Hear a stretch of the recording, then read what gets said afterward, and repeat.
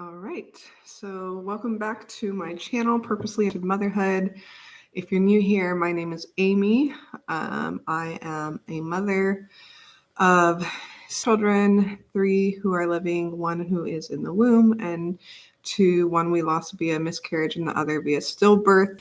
Been married to my husband, since 2010, so we'll be celebrating 14 years this October. And that's just a brief little background on me. I'm jumping on here because there's been a lot happening in my life, my family's life, over the last year or two, really. And some people love to stay connected and be informed. Some people watch from a distance and other people reach out. And so I just wanted to have like a landing spot for that information, which could also be useful for people who don't even know me and who are just looking for someone who might be able to relate with their situation. So, as I said, I'm expecting baby number 6. This will be our 4th girl. And I am currently 23 weeks pregnant. This week we had a little bit of, I don't know if I would say a scare, but just like a hiccup in the pregnancy that wasn't really expected. And so, but because my last pregnancy was a 32-week stillbirth, we have been proactively watching things in this pregnancy. So on one side of the spectrum, it's been good because we've been more careful and more quick to act on any concerns. But on the other end of the spectrum, it's also like, sometimes it feels like we're treating something that in a regular situation would have been like, no big deal. But now it's like everything's kind of a big deal or something to pay attention to. So I wanted to share a little bit about that as people have reached out, either friends or family or friends from a distance. And it's something that I do enjoy sharing. Sharing with people about who are interested, all things pregnancy and birth and babies. Forgive my dog. All of that are topics that I'm very passionate about. If you've seen any of the other videos on my channel, you will know that. Dash.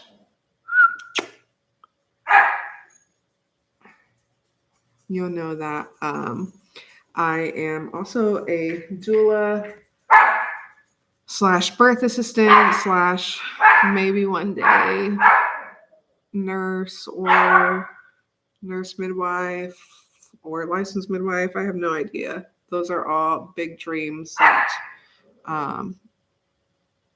that sit in my heart, but I'm not sure if anything will ever come of it. But sharing about this stuff, talking about these things, educating people, and just giving another perspective for people who are seeking to learn or, like I said, going through a similar situation and wanting someone who may be able to relate is just very life-giving to me. So that's why I shared, not because I feel any kind of obligation. I want to share. So today is Friday, February 16th. So on Monday evening, I was cleaning up, tidying up. I've been having this pregnancy. I feel like I've had nesting mode a lot earlier into the pregnancy, which is kind of new for me. I also suffer from, or I don't know if I would say suffer, but I have to manage depression and anxiety and PTSD and my own mental illness. And so that's something I'm proactively working through, currently on an antidepressant for that as well. And so when I have energy and I have the motivation to do something, I like being able to do it. And so I was cleaning up and I thought that I was taking it easy. My husband seems to think otherwise, but I was sitting on the floor and doing things, trying not to be bending over and all of that. Um, and when I finally got my kids to bed and finally settled down for the night at my computer to kind of do some final touches on our family budget and sending my friend a Marco Polo, which is one of my favorite apps and how I keep up with my family and friends most of the time, um, I noticed that I had a contraction, like as I was messaging, and I was like, that's interesting. It wasn't painful in any kind of way. It really reminded me of like that first one kind of reminded me of like a Braxton Hicks contraction. Um, but then a few minutes later, I had another one. And I was like, okay. I was like, maybe I'll text my midwife. And I was saying that to my friend in the message. And then when the third one came, I was like, oh man, I might have to, this might be more than a conversation with my midwife. So at that point, I finished messaging her and I contact my midwife just to give her a heads up that, I mean, by the time I texted her, I had quite a few. And I'd say they were like every 3 to 4 minutes. Again, they weren't painful. In any other circumstance, I'd be like, oh, it's just my body practicing.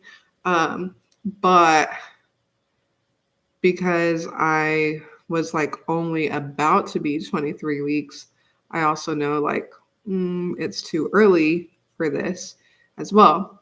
So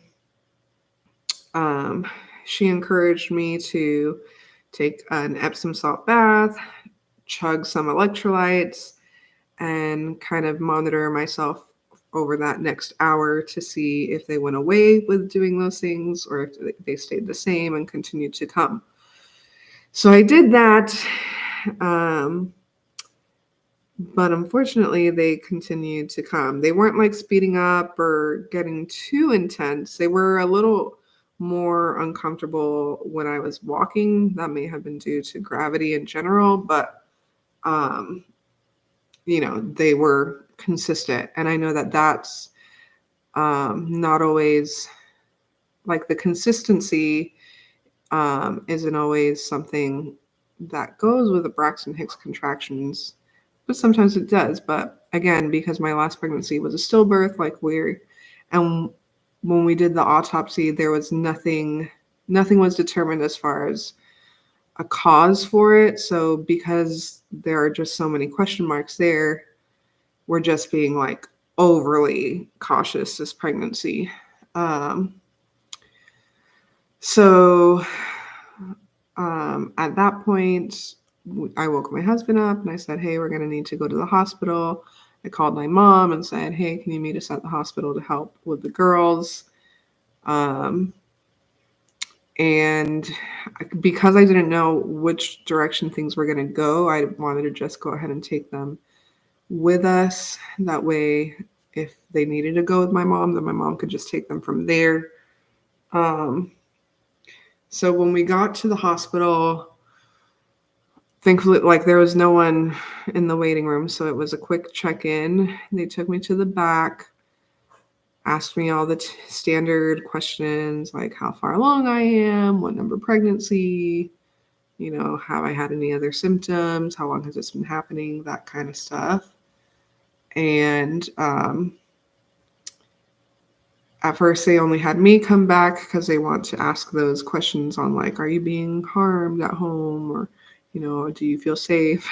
All of those standard questions. I'm glad that they do make it a point to ask that. But thankfully I was good. So they allowed my husband to finally come back and join me. And so one of the first things they said was that I was dehydrated, significantly dehydrated. They didn't give me an IV for that, which was like, okay. But they gave me a container of water. I've actually been using it since that day for my water. and my electrolytes. So did that. Um, that they didn't find anything else as far as that goes, as far as like my urine test or anything like that. And then we did. Then the doctor, the OB who was on call that evening, came in and she did a cervical exam to find out if I was dilated at all, or and to do a FFN test. I can't remember the exact uh, wording of that. It's like fibro something, fibronectin or something like that. But essentially, it's a test that they do. It's a test to check for a particular protein. Um, that if that protein is there, it's usually because the uterus is detaching from, or the, not the uterus, the amniotic sac is detaching from the uterus and sending that protein to kind of be like, hey, let's go into labor. But it's too soon for that. Anyway, so that's kind of a newer test that exists that can be done to kind of determine if there's the potential for you to go into preterm labor in the next week or two or not. So, um, so we did that and just kind of waited for the results. And then from there, the next step was going to be an ultrasound. They did a Doppler. They didn't they didn't do fetal monitoring, continuous fetal monitoring. They just did the Doppler for like a minute. And our baby's heartbeat was good. She was very active too, which I was thankful for. So that was reassuring that, this is just my body, not necessarily anything with her. When we finally did the ultrasound, what the doctor wanted to determine through the ultrasound was just kind of first check on baby, make sure blood flow and oxygen and all that was good. But then also to measure my cervix to make sure it wasn't short. And, to confirm there was no dilation, even though she said that I wasn't dilated. So once we got back to the room, the doctor had all the results. She shared that I was, she said, first, you're not dilated at all. As far as what we've been able to see here, there's nothing concerning.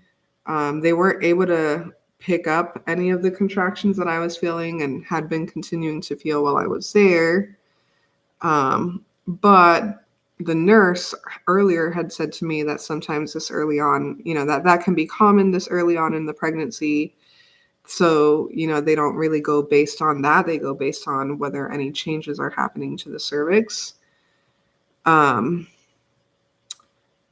So, she confirmed that my cervix wasn't short. It was measuring good within normal range.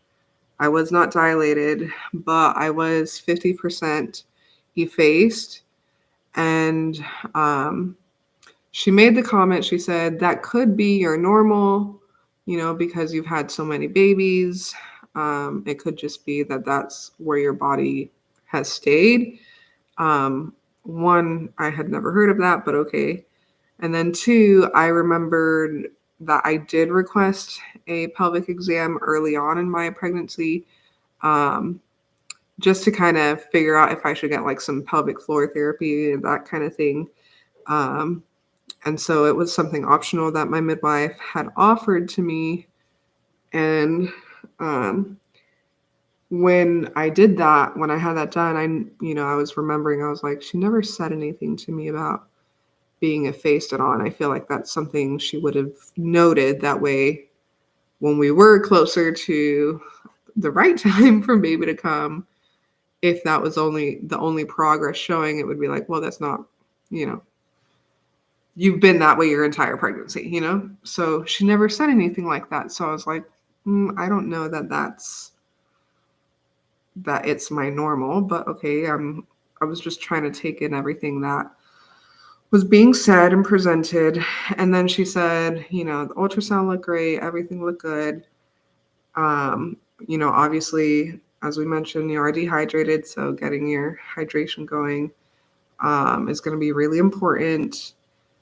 And, that could, again, she and the nurse kind of suggested that could be the reason for my cramping. But again, it wasn't cramping. I've gone through labor enough times to know, like, no, this was different. Um, I did feel like it was something that I'd normally ignore in under any other circumstances, but um, I'd rather play it safe. So, but other than that, that's all she could tell me until she said, and we did get the results back of the fibronectin or the FFN test, and she said that did come back positive. And so, as I mentioned before, that test is to determine whether there's any risk of you going into preterm labor in the next week or two. So she did explain that if it came back negative, then like it's highly unlikely, like over 90% accurate as far as that goes. But if it came back positive, that didn't mean that I was going to go into preterm labor. That just meant that there were proteins that were kind of noting to the possibility of that. Like I was at higher risk for that to happen. So those tests can have false positives, from what I understand. Like they can't be done if you've recently had a cervical exam. They can't be done. I don't know if it's a cervical exam or something specific. They can't be done if you've had sex in the last 24 hours. They can't, there are certain criteria of things. So they had asked me before, the questions of like, have you done this or any of that? And I was like, no, because they were like, if you did, then it would automatically, I guess, give you a positive or something. But all of the criteria, none of them were, I didn't check off any of the boxes for that. So personally, I was already thinking it's probably not a false positive, because I did have the effacement, maybe that's what was going on. So thankfully I had an appointment later that day, because by this time, I want to say the contraction started like around 11:30 maybe. And then I was at the hospital by 2. So they were discharging me by like 4 in the morning. So now it's Tuesday morning. I lost my train of thought with that. But after they give me all that information and discharge me, we're able to head home. And thankfully that evening I had an appointment with my midwife already scheduled. So I told them that I also had an appointment with my maternal fetal medicine specialist that I see as well for the following week. So I haven't had that appointment yet. That's this upcoming Thursday. So, but as far as they said, they were like, there's no need for you to change your appointment. I think, you're good to keep your appointment, and just kind of wait and see if anything, like they kind of told me if you notice any discharge or a gush, that it might be your water breaking or any bleeding or anything like that, anything beyond like some spotting, which can sometimes be expected after a cervical exam. They said that those things would be abnormal and something to come back about or to contact my providers about. Thankfully, none of that's happened. So we went home and we were able to get a couple hours of sleep in before my girls of their own choosing decided to still go to co-op that day. So my husband took them. I stayed home and rested a little bit. And we went to my midwife appointment and kind of brought her up to speed on everything that happened at the hospital and that kind of thing. So she was definitely surprised that they didn't. I think we were all surprised that I wasn't given an IV under the circumstances of being dehydrated. Like you would think that they would want to help me solve that before leaving, especially since I was contracting and I tested positive for the preterm labor. But, they had their reasons. I'm not really sure. So she was able to give me a referral for that. And I was able to get an IV later that evening with magnesium, which was very helpful.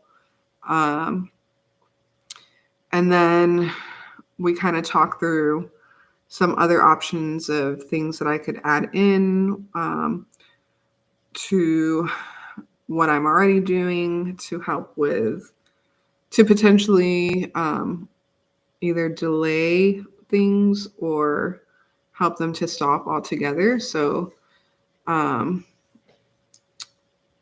of the things she was very clear about is that these aren't necessarily like, she's not guaranteeing that these things will stop anything from happening, but that, they're just options that are available to me that if I want to try them, we could see what happens. And so one of those was to go back on progesterone. I was on it earlier in my pregnancy and I managed, but it messed with like me mentally and emotionally, which was unexpected. But that can happen for some women. And then, so I was happy when I got off of that, but then she was like, how would you feel about getting back on it? And I'm like, oh. So we are looking at another option. So apparently there's the injection option has less side effects. So I'm currently waiting on those to arrive to switch from taking the pill to the injections and see if that's any better. Particularly like the way that I've noticed it affects me is that I tend to be more anxious and have some more depression. And since being on it, I have noticed some of that come back as opposed to how it's been just being on my antidepressant alone. So I do think it's connected for me, but that's just my personal experience. So I really hope that the injections are less, or more manageable. And then, there was also something that she noticed in the autopsy of the son who was stillborn that connected to a previous experience that she had kind of engaged with. I don't think she was the one overseeing it, but like in discussions with another provider back in the day that just kind of was lingering in her mind after, given all the circumstances and everything, that she's like, would you be opposed to trying this? And basically, I told her with everything, I was like, I'll do whatever.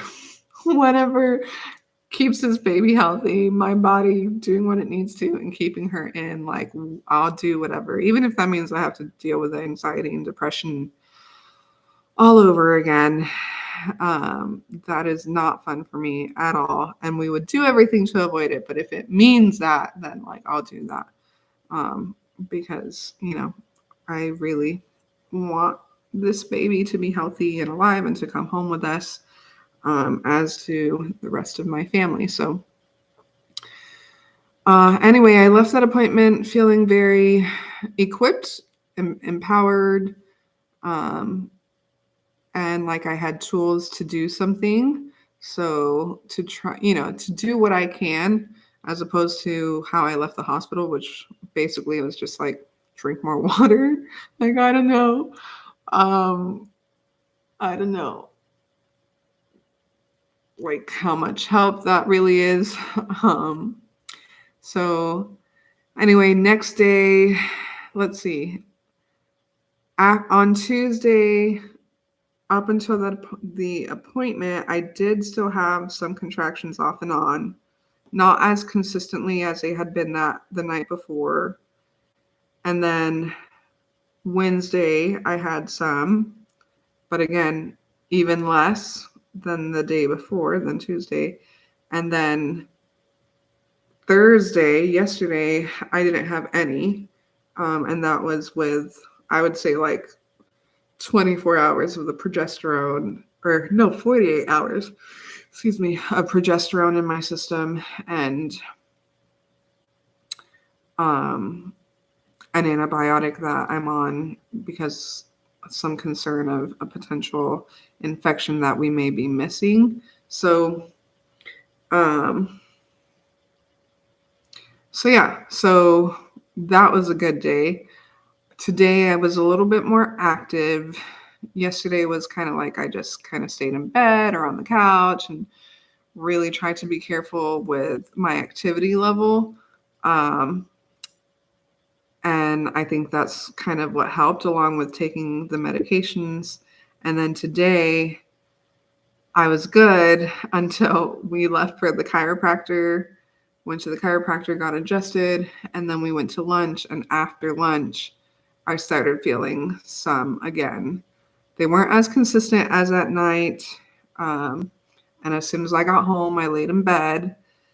But yeah, so I took my progesterone right around that same time, and I haven't had any since then. So I don't know, like, is it connected? Is it not? I don't know. But, I am noticing that when I take it, I don't have it. So the injections should last last a longer time. So I'm hoping that that'll help too. And maybe once I'm on it and have like a higher dose in my system, that'll help, or a dose that is not just having to go through so many systems, but that is going kind of directly where it needs to go, and able to work immediately. Hopefully that will help. So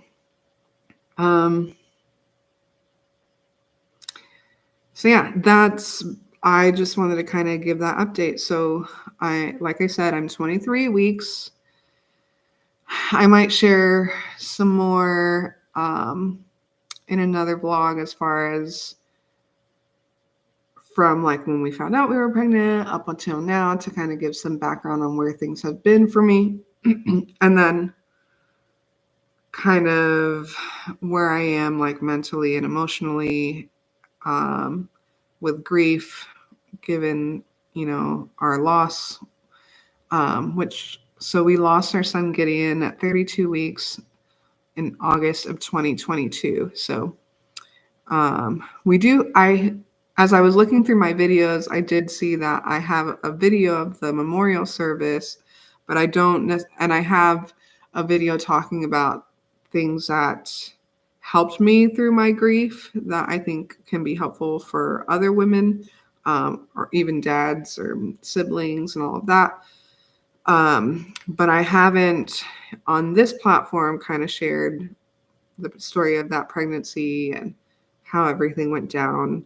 And so I think I might share some of that here as well, for those who may be looking, because I know that I found myself looking for those stories.